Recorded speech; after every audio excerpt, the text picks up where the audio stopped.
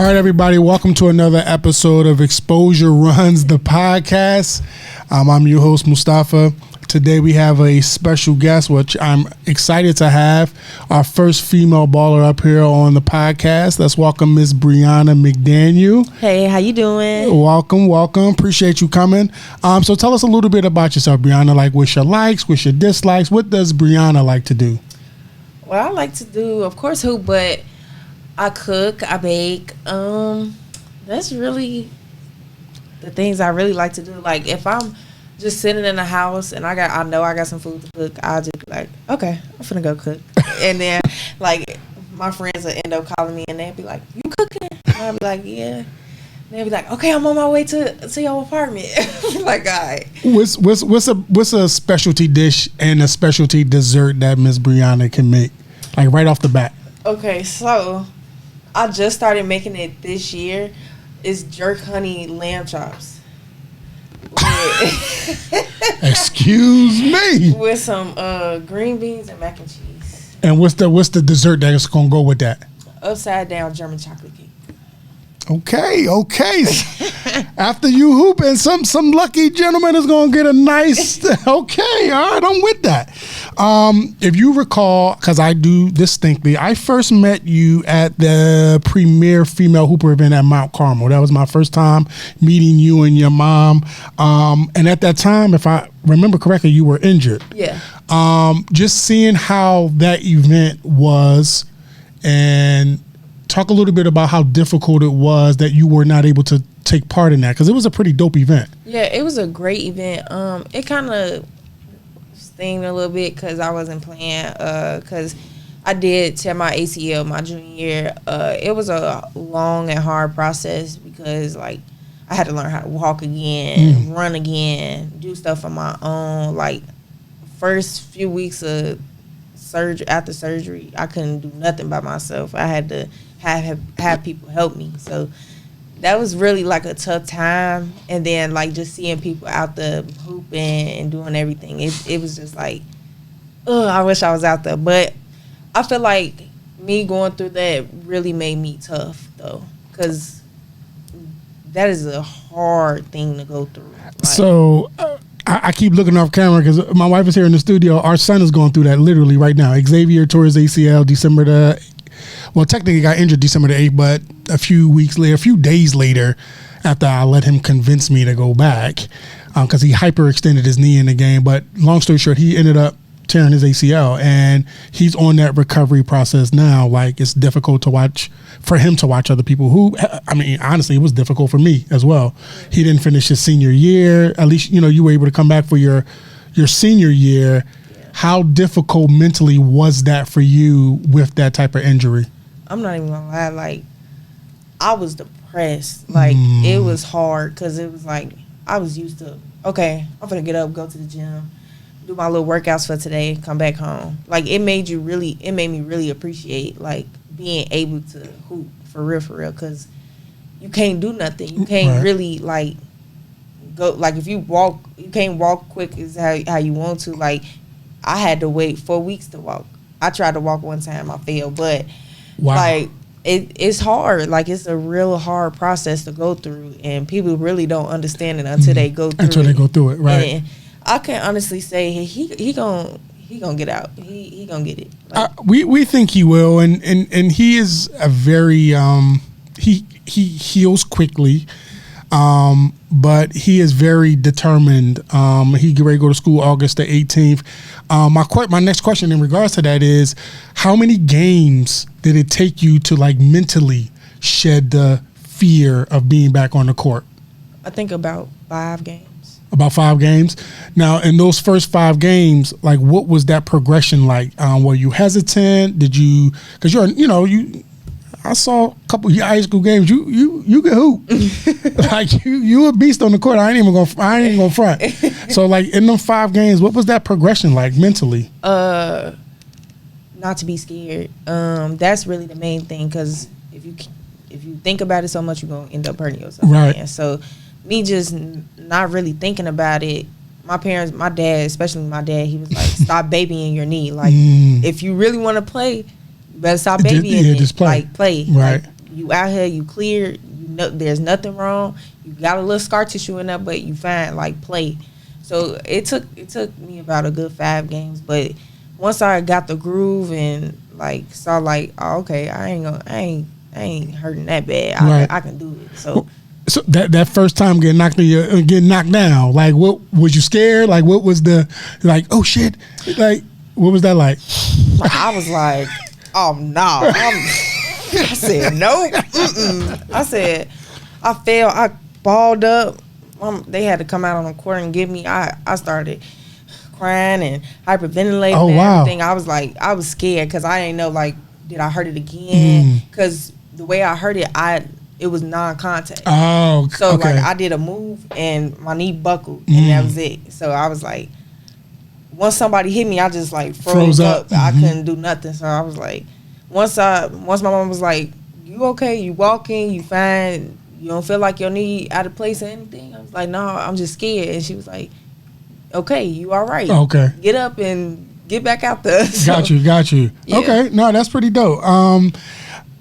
Tell us a little bit about your recruiting process from Kenwood to Maryland. You were previously committed to another school, correct? Yes. Texas A&M? Yes. Okay. Just tell us about that whole recruiting process. It was fun. It was fun. Just meeting different coaches and building bonds with them. Like, it's some coaches that I'm still cool with to this day. Like, I like all the coaches that I met and had a bond with. Like, they're really great coaches. When I first got on Maryland campus, she was the first coach to call me and talk to me and everything. So I was like, okay.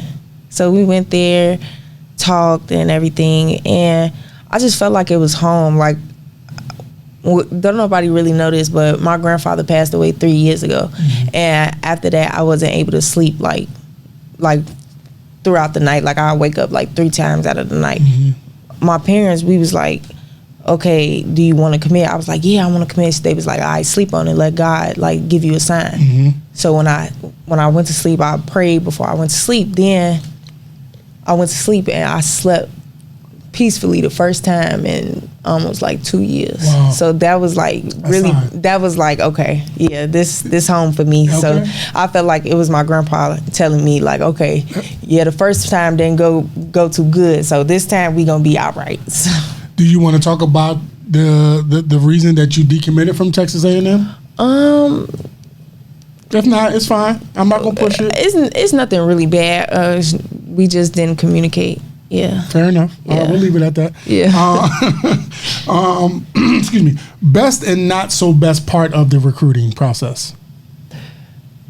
That first day of your junior year when they can call you, man, my mama had to make a schedule for the coaches. Your mom told me that when I met her. It was like 30-some schools calling. And we was like, my mom was like, this not even my phone no more. This your phone. She was like, they set up a time and they'd call at that time and we like, okay. Like, it was the first day I had like 15 calls. Damn. And I was like, Mom, I don't feel like calling right now. But once school started, I was like, oh yeah, I got a break. We ain't gonna, like, my mom was like, my phone start at 8 a.m.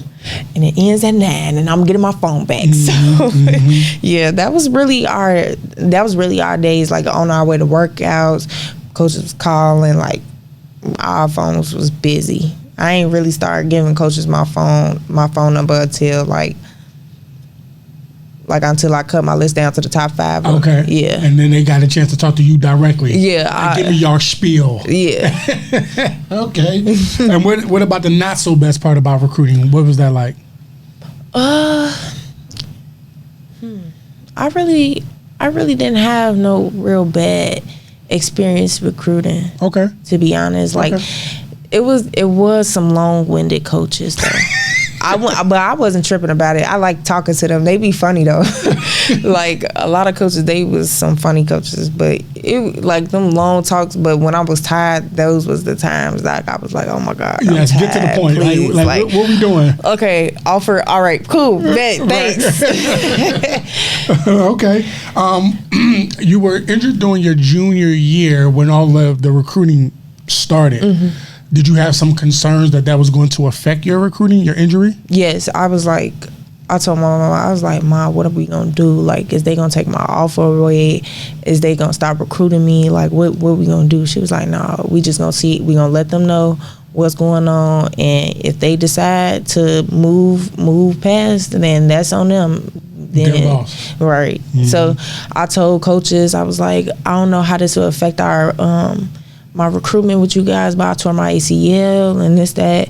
They was like, no, this is not gonna, like, this, we're good, we're family, like, we built this bond. Yes. Like, I remember when I first found out that I tore my ACL, like, literally 2 days or a day later, I got an offer. Really? So you were like right off the back up front with the coaches. I told him while I was on the phone with him, because he called me and he was like, hey, Brianna, how you doing? I was like, I'm good, Coach. I wanted to tell you, I just found out the other day that I tore my ACL. I don't know how this will affect our recruitment and stuff like this. He said, no, I was just really calling to give you an offer. I was like, huh? For real? You really finna give me an offer right now?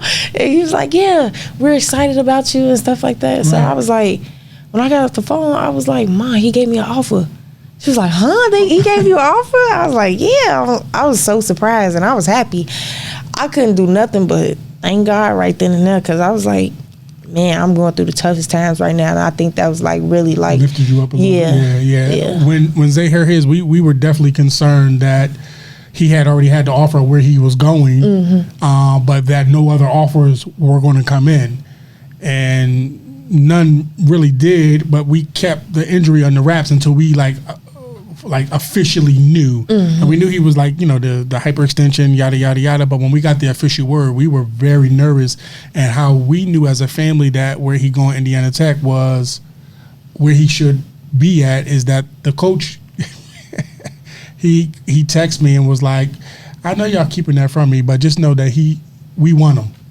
And so that made, as parents, that made us feel good that, number one, that we ain't got to pay for school. So, like, there's that. Definitely. let's start right there. But boom, we ain't got to pay for school. But on top of that, he was going to go somewhere where they really showed that they wanted him. So that was really important. Male and female hoopers, they think that it's easy becoming a Division I athlete. Talk about that process, the sacrifice you had to give, and the times that you thought about quitting, if there are any. From freshman year or just in general? Both. Okay. Hey, go ahead. Give us some. I can say freshman year was really a test. Like, I was so confused on what my coach really wanted, and I just felt like I didn't have my family, and I'm so family oriented. So it was like I'm 10 hours away from home. My mom and daddy can't come down here when they want to. I'm by myself. What am I going to do? And I couldn't talk to nobody. I really wasn't talking to nobody for real. I was just really in my room, kitchen, and gym. That was really it. And study hall. Other than that, I was in my room. But I can say it's really hard. Like, it was moments where, like, I was so quiet. Like, I was like, I don't know what I'm doing. Like, I ain't even gonna lie. I forgot. It was one time I thought I didn't know how to play basketball. I was like, what is going on with me? Like, am I messing up? Like, I had to go in and talk to my coach, and it was like, what am I doing wrong? Like, what am I? They was like, you hesitant. Stop being hesitant. Like, in the beginning, like, you was fine. Like, you was doing good. Get back to OU. Like, that's all we want. That's why we recruited you. Right. So, play your game. We not trying to make you a robot. Play your game. Play basketball. Once they told me that, it took me a minute to, like, adjust. But once I did, it was easy, a piece of cake. How did your team receive you? I'm sure there was some returning players, some veteran players. You were a pretty high recruit throughout your process. What was that like when you first got to campus? They was my teammates, they best teammates, but they was hard on me though. They made sure, like, I can admit I was late a couple of times, and we had to run. But because you were late. Yes. Oh wow. So don't be late. I promise you, don't be late, because you will run and do some conditioning. So that's one thing. But once I got the hang of everything, they was on my side. Like, they was on my side in general. Like, I would go talk to some of my teammates, like Shy, Faith, Brene, all of them. I would go talk to them and be like, what am I doing wrong? Like what's happening? Like, what should I do? Like, they always tell me, like, you're fine. Just be yourself. Stop thinking so much. That's one thing I do. I think so much, and it just, like, my mind be racing. But I can say my teammates, they some real ones, for real. What's your sign? I'm a Pisces. Okay. Now, with you being late, talk about, if practice is at 12, how soon should a player get to the gym? Oh, an hour early. At least. Mm-hmm. No if question. If you wanna do treatment and stuff like that before practice, get there an hour early. That's so what I do. at 12 o'clock, you better be on that court. Or a few minutes before. 11:50, be on the court. Okay. Be there, always be there. Because of my knee, I get there an hour early so I can do treatment. So, like, say if we got 8 a.m. practice, I'm getting there at like 7. And then we gotta be on our couches for film at 7:50. And we start on the court at 8. So you better have everything you need on them couches at 7:50. So don't be coming up there with no Crocs on. You better be in your sneakers and your practice gear ready to roll. Yes. Don't do nothing extra. If you don't need it, don't grab it. There you go. If you don't need it, don't grab it. Because if you ain't using it on the court, what you need it for? What you need it for. Okay. Did you play AAU ball? And if so, who did you run with? Yes, I played with Chicago Hoops Express and Lady Dribblers. And what was that experience like? Lady Dribblers, they was my starter. They was CHE and Lady Dribblers are our sister program. Okay. So, like, in the beginning, I was at Lady Dribblers, and from, I think, 6th grade, we merged the programs together, and that's when I went to Chicago Hoops Express. And I can say, like, one thing about it, my coaches was definitely pushing me. They made sure that I didn't settle. Like, that's one thing they didn't let me do, is settle. Like, in the beginning, when I was at Lady Dribblers, my AAU coach, D'Angelo Sawyer, I think I was in 4th, 5th grade.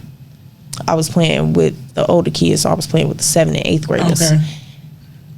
My attitude was not the best. Meaning you knew that you were better than them, or just in general? Just in general. Okay. So he was like, okay, since you want to have an attitude, I'm going to put you in your grade level. So he put me in my grade level. I dominated, and he just made me understand and appreciated it. He got on me. He got on me, like, faithfully. Like, if I messed up on something, or if I get mad about something, he'll pull me over to the side, get down on me, and he'll be like, now get in there and play. So that's one thing he did, was I appreciate my AAU coach, D'Angelo Sawyer, all of them, like Coach Harvey, Coach Scott, Gerald Davis, Marche, all of them. Like, they was on me. Like, even my parents, my mama and my daddy. Now, I met your mom, and I can believe that part. Your mom don't seem to play. Man, she don't. She was a very nice lady, but she definitely don't seem like she played. Now, your mom, she played, didn't she? Yeah, she played at Whitney in Loyola. I found that out. Somebody else told me that. Yeah. And they told me your mom was pretty decent. I mean, rumor has it that she probably will bust your ass. But, I mean, that's a story for a different day. We could talk about that later. Man, she know what it is. Oh, okay. All right, cool. Her and my dad. Oh, I'm not messing with that. You're not getting me in trouble. But, yeah, my mom and dad, they was on me. Like, they was on me and my sister. Like, me and my sister, we couldn't play against each other. That's how on it got like that? Yeah. Like, your sister's older or younger than you? Older, 4 years. Did she play college? Yes, she played at St. Francis at Joliet. When was the last time y'all played against each other? When she was in high school. And that was almost 6 years ago. And who won? No, it didn't finish. We got into it, like, we was playing. I was just finna start getting into high school. It was her senior year. I was my 8th grade year. We started arguing. Man, we got into it. Andre was like, yeah, like, we was not letting, like, we gonna bump heads, we gonna get on each other, but we know it's all love, though. Okay. What are your honors, when you look back now, You're getting ready to go into your sophomore year of college, correct? Yes. And you look back on that AAU experience. What are your honest thoughts of AAU and the whole circuit, that whole scene? I don't know how I played 5 games a day, for real. Like, my body can't take it. I be like, man, I'm tired after one workout, legs be burning. I be like, man, but not like, I was pushed with any competition. Like, when we played against Macker Fire, Example, all them, like, we pushed each other. Even though, like, we was rivals, we still was getting, like, pushed each other. We was cool, but, like, once we stepped between them lines, we wasn't. Like, right. We stayed, we was on each other. Like, it was just like that. Now, I heard you mention an Example. Shout out to Coach Barry Bradford. That's a great program over there. Those, he's doing good things over there. In high school, do you remember what your ranking was coming out of high school? And what's your thoughts on that whole ranking system? At first, before I got hurt, I was ranked nationally 34. After I had played a little bit more and the rankings came back out, I think I was ranked 45 or something like that. I don't totally remember, but I feel like Go ahead and say it. They just got to see me, though. It's not 45 players better than you, but 44 players better than you, basically. I don't see it. But, hey, everybody got their opinions. Okay. At the end of the day, y'all got to play, right? Right. Okay. It's all love. I'll give y'all props, but y'all still going, yeah. Okay.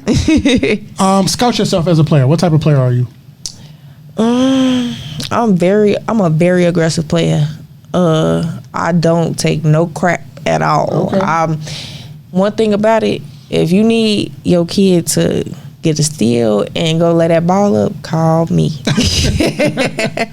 But one thing about it, my coach, I give her my all any day. If she tell me run through a brick wall, I'm doing it. Like, that's one thing about it. Like, my coach, she a very, very, very good coach, and I'll do anything for Coach B. Freezy. Okay. Shout out to Coach B. Freezy. Head coach aside, who's your favorite coach on the staff? Dang, I can't do that. Okay. But I can say the ones that I did gravitate to a lot during the year was Coach Spann and Karen Blair. Okay. Yeah. Okay. Do they have specific roles on the staff? Like, one does, I guess, concentrate on dribbling, one concentrates on rebounding and shooting. Oh my God. Spanny has the most tiring dribbling drill that I ever experienced ever in my life. Like, we would sit there and do dribbling drills for 5 minutes and your arms are burning and you feel like they're gonna fall off. Like, I can give Spanny that. She gonna tire you out in your workouts. Okay. And then KB, I feel like all of them do everything, but KB, I feel like she do everything. Like, she's the mama of the team. Like, she's another mother figure, I can say. Okay. Yeah. Taking it back real quick, a little bit to high school. What was your best moment in high school on and off the court, as well as I want you to think about your best moment so far on and off the court at Maryland? Man, in high school, when I gave Whitney Young 30. And I should have won that game, but I ain't gonna say nothing. Okay. But when I gave them 30, and off the court, just bonding with my teammates and coaches, like, we always had a good time. And it was bad but fun when I got trapped in Arizona. We got trapped in Arizona? Yes. Okay. They were saying I had a positive COVID, what's the name? Gotcha. So they put me on a no-flight list. So I had to stay there through Christmas. Oh, snap. So I stayed there.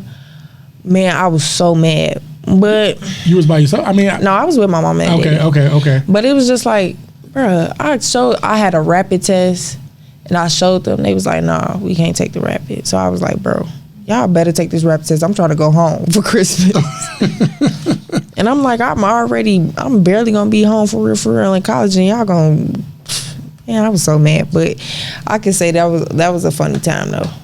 You just recently had your first official basketball camp. Yes. Talk about that. What was that experience like? And how was the turnout?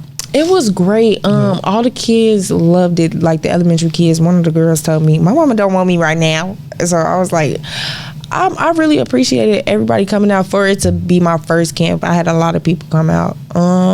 High school, it was the same way. Most of the kids was Kenwood kids, and I appreciate all of them. It was a good turnout. I really appreciate it. Okay. Yeah. Would you do it again? Are you going to do it again? Yeah. Okay. I think I probably might have something else in the bag too. So I'm thinking about it. I mean, you can feel free to spill it right here if you want. I want to do like an AU tournament. I want to do that. That sounds cool. Underneath your brand. Yeah. All right, jump right into that. Talk about your brand. My brand. What is it called? Is Brianna Enterprise LLC. Okay. Yes, and we're gonna do everything. Okay. We're gonna do everything. Okay. Yeah. But that's one thing that I do want to do, like a AAU tournament, and like probably do it at Quest and my like close. Right. Yeah, and it's a bunch of courts, so yeah, might do that. We're gonna talk more about it with my family, but I've been thinking about it though. Brainstorming it out. Yeah. Okay. All right. Cool. How important is representation with the female ballers? I know you had the young ladies come out to the camp.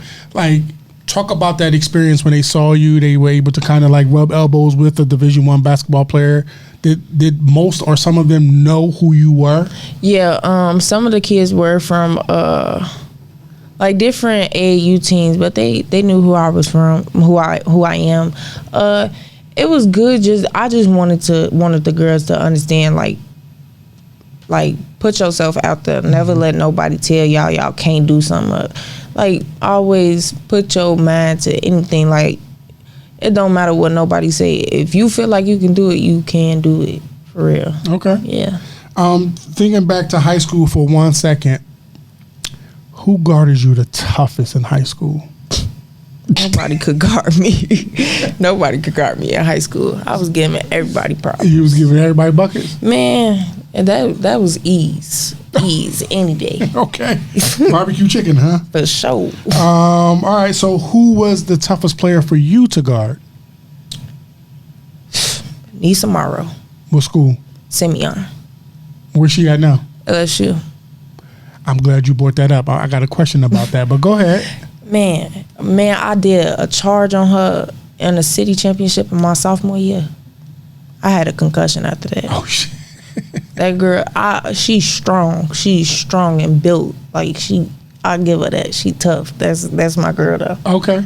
All right. Talk about who was barbecue chicken for you. Like, name somebody or a school. I know you mentioned, Whitney Young, you gave 30.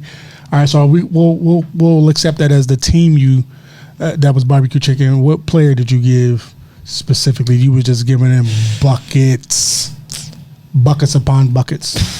Man, it was everybody. What can I say? Like, I was giving everybody problems. Like, one thing about it, you never know what you're gonna get out of me. Like, it's like one day you may think I'm gonna be driving all the time or shooting all the time. No, you're gonna get everything. So okay, I gave everybody problems. Now I'm thinking about college.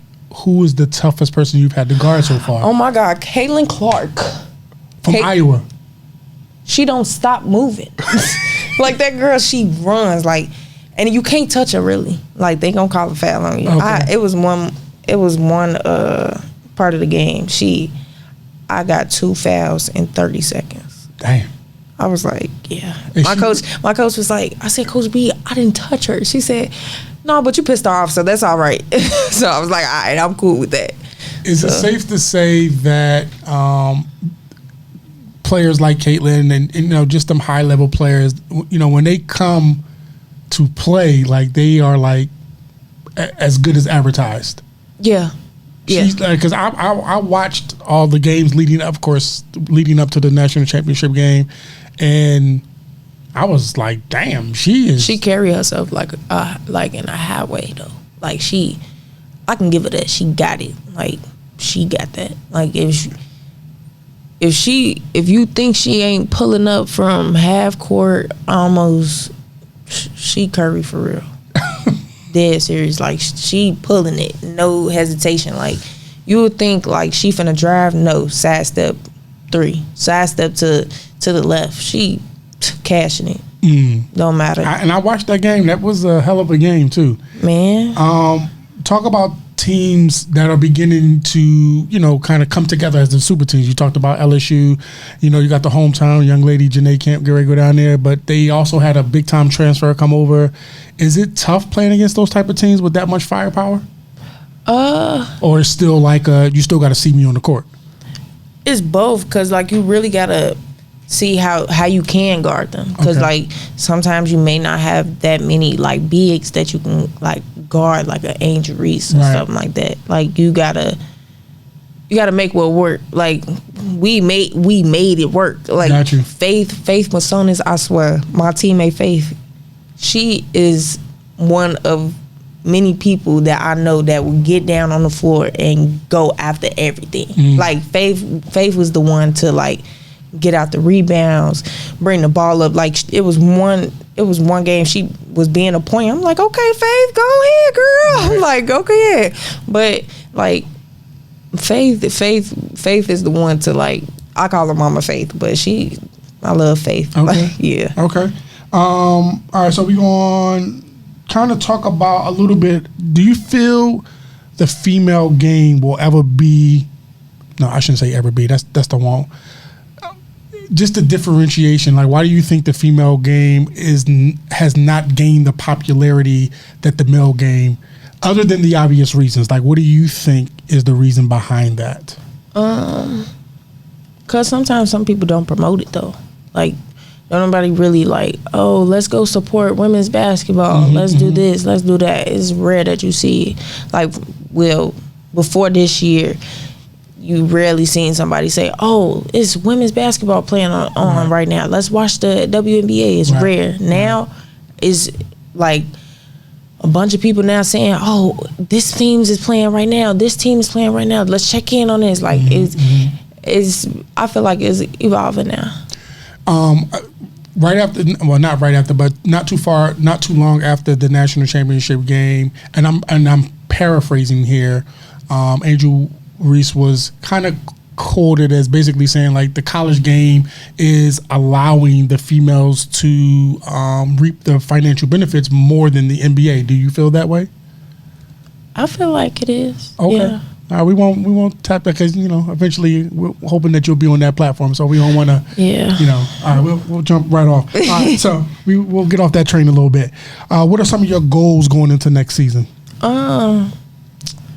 Just being myself, and I feel like going back to the old me, because I can say, like, I was really hesitant more this year, like this season, like, about, like, okay, is this a good shot? Is this do I need to pass this at this moment? Do I need to do this? Do I need to do that? I'm gonna just be me. That's really the main thing, and just getting my shot better. Like, that's really the main thing, and defense gonna come. I'm good on the defense part. Yeah. Do you have any individual accolade type goals? Defensive player. I want to be player of the year, but if it happens, it happens. If it don't, it don't. But that's a goal. It's a goal, though. I can respect that. Now we're going to do something a little bit different. The last couple of guests I've asked, their starting 5 NBA and 6-man. We're going to do both the NBA and the WNBA. So, name your all-time NBA starters and 6-man. Okay. You know Jordan. Of course. You wouldn't be able to walk Chicago if you didn't say Jordan. Go ahead. Kobe. Okay. Who else?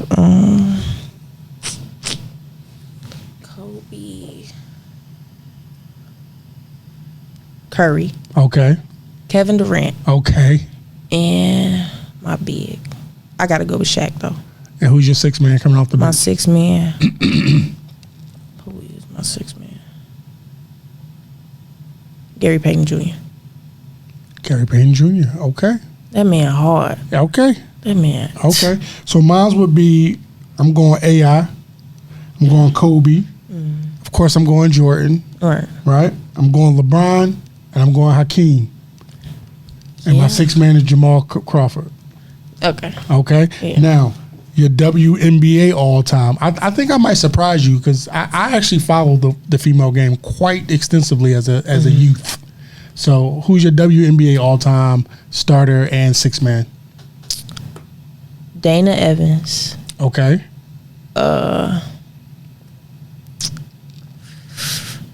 Kelsey Plum is my shooter. Okay. Diamond DeShields off the ball. Okay. Who could be my four?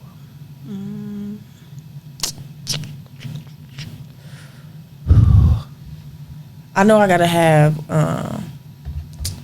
Brittany Griner in there. Okay. BG. Shout out to BG. Yes. Who's gonna be my fourth? This is really hard right now. You're making me think. Definitely. Oh. Man. Oh. Diamond Miller. Okay. And who Yeah, I gotta have Diamond in there. Shout out to my girl D Miller. She's hard. Okay. But my six man. I don't even know who my six man to be. Candace Parker. Yeah. Okay, I like it. So here's go mine, and I'm going to age myself a little bit. All right, just a little bit, so don't. Just a little bit. So I'm going Cheryl Swoops. I'm going Lisa Leslie. I'm going Tina Thompson. Yeah. I'm going Candace. I'm going Sue Bird. Yeah. And my six man, I got to admit, my six man is more crush than it is. It's more crush than it is player. Mm-hmm. I mean, she can hoop, but like, I ain't gonna front. I got a little thing for Elizabeth Cambridge. That's my. If you ever see this podcast, Elizabeth, call me. Okay, please call me. Just say hi or talk to me in your Australian accent and let me know that you watched my show. Thank you. That's my.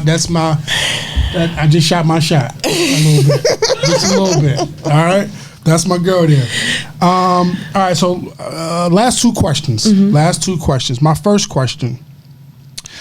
In Islam, we believe that our children pick us as parents. That's a belief of our religion. Hearing that, what does that mean to you, knowing that you picked your parents to guide and raise you? Talk about them and how important they are. I can say my parents was very hard on us, like especially me when it came to like how I held myself in front of people. Like I couldn't do things that other normal people can do. Right. Like I couldn't go outside all the time. Mm-hmm. I can't hang out. No, you got to be in the gym. Mm-hmm. You got to. If you really want this, you need to work for it. Mm-hmm. So my parents was very hard on me, but I wouldn't trade it though. Like I feel like I picked a good set of parents. There you go. Yeah. There you go. You picked the good, and then you picked them. Yeah. So they get on my nerves though, but okay. I love them though. Yes, it is what it is. Last question. Mm-hmm. I want you to send a future message to yourself. Talk in third person like Brianna, and then give yourself a nice little message. Brianna, love yourself in any way that you need to do. Like love yourself before you love someone else. And never say you can't do something. Always put your mind to it, because what did I stop doing? I got out of my major, being a veterinarian. That was one thing that I wanted to do, and I was like, I can't do this. I can't. So, and my uncle actually just talked to me about it today. Like, this was your dream. You can do it. Like, even though like you got a lot of stuff going on, still like try to pursue your dream, because the ball gonna stop eventually. So the ball is definitely gonna stop eventually. So, like, I know a lot of times when I'm talking to to the young players, or just peers of my son or whatever, male or female, and my wife and I, we have experience working in schools, mm-hmm. but the message is usually like pretty much on par with what your parents have pretty much already told you, and for some reason the message is received a little bit more coming from that outside circle. But the message is exactly probably what your parents have already told you, and it's just stay true to yourself. You know what I mean? Just kind of own, your path and run full steam ahead at it. I'm glad you said to love yourself. Definitely, absolutely love yourself, and just always show the world like who you are and what you can be. Like, I've been following you for some time. From the time that I met you, I didn't know much about you, but that's only because I'm not from Chicago. I'm from Philadelphia, so I had to learn about you. But from there, I took it upon myself to kind of learn more about you as a player. I talked to your mom pretty frequently, I think, and I love what you're doing. Like it was very important for me that when we started this, and my producer Bo will tell you that it was very important for me that when we got around to getting a female hooper, that you would be the first one. That was very important for me, and I wanted to make this work. Work around your schedule. So I really appreciate you coming out. It really means a lot to me. So thank you very much. Thank you for having me. This is my first one. I'm so excited. Oh, well, I'm excited to definitely be your first podcast, and I'm sure many more down the line. So on that note, we're gonna sign off. Thank you, everybody. Again, shout out to Bo Harris and Goldmine TV. Shout out to Tariq Booker and Numerec. Shout out to Derek Ellison. Those guys were and are the reason that Xposure Runs has been able to get off the ground. And just shout out to everybody that's been very supportive. Of course, my family, of course. I feel like I got to shout my wife out since she's here. But yeah, shout out to her. So like it is what it is. And on that note, we're going to go ahead and end it. Thank you again for coming. Thank you for having me. Yeah, no problem.